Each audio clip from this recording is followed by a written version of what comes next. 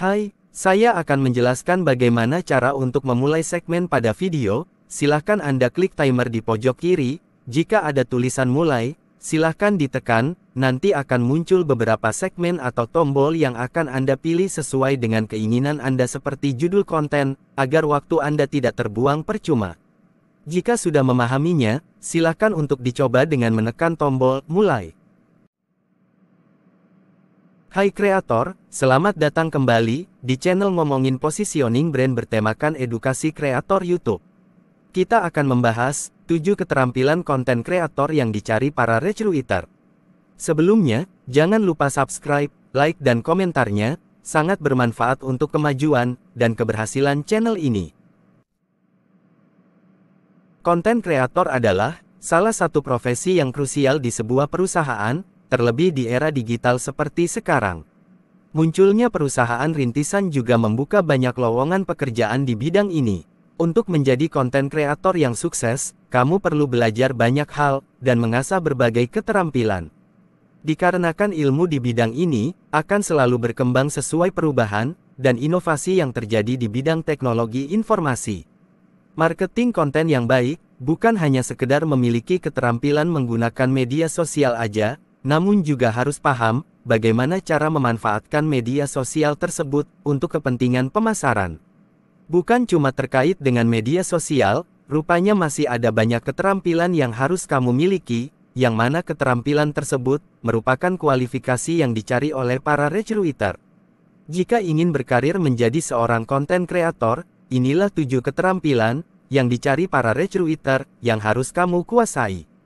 1. Seorang penulis yang baik. Para profesional di bidang ini membuat konten pendek seperti artikel dan posting blog serta format konten lain yang lebih panjang, seperti buku dan e-book. Melihat pekerjaan yang akan dilakukan, memiliki keahlian menulis, tampaknya menjadi suatu hal yang wajib kamu miliki. Selain itu, bukan cuma menulis konten, kamu juga harus pandai mengintegrasikan pembuatan konten tersebut ke berbagai posisi staf lain untuk dikembangkan. Misalnya, seperti dengan memberikan arahan kepada divisi media sosial untuk membuat postingan yang menampilkan isi dari tulisan. Dengan melakukan ini, kamu dapat membagi beban kerja secara lebih luas dan saling membantu untuk efektivitas sebuah campaign. 2. Seorang peneliti yang cermat. Untuk mendukung produksi konten, seorang peneliti mengumpulkan informasi yang relevan sebagai latar belakang yang dapat ditautkan atau digunakan. Selain itu, profesi ini juga bertanggung jawab mencari artikel dan informasi terkait konten untuk dibagikan di berbagai platform media sosial. Sehingga, kecermatan dan ketelitian dalam memperoleh informasi tersebut sangatlah dibutuhkan. 3. Ahli mengolah sumber daya. Hal yang juga dicari oleh para recruiter adalah seorang konten kreator yang mampu mengakomodir semua ide tim untuk mencapai pembuatan konten yang baik. Misalnya jika ada rekan tim yang mungkin tidak suka menulis, kamu harus bisa memanfaatkan mereka untuk membuat konten seperti video dan audio. 4.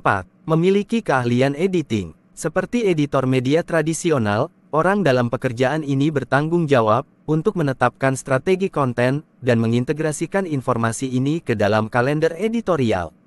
Bergantung pada ukuran organisasi dan anggaran perusahaan, posisi ini dapat menjadi bagian dari fungsi terkait seperti pemasaran atau markom.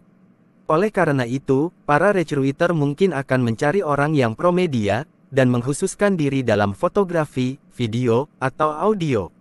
5. Memiliki keahlian grafis. Bergantung pada jenis konten, namun profesi ini memang membutuhkan sumber daya yang berguna untuk mengembangkan presentasi atau membuat infografis. Keahlian ini dibutuhkan bukan hanya dalam melakukan pekerjaan sehari-hari dalam membuat konten. Recruiter mencari orang dengan keahlian, sebagai pertimbangan nantinya dia mampu mempresentasikan ide atau konten tersebut dengan baik, karena memiliki keahlian grafis. 6. Memiliki keahlian evaluasi. Posisi ini berbeda dengan editor keseluruhan, yang mengelola kalender editorial.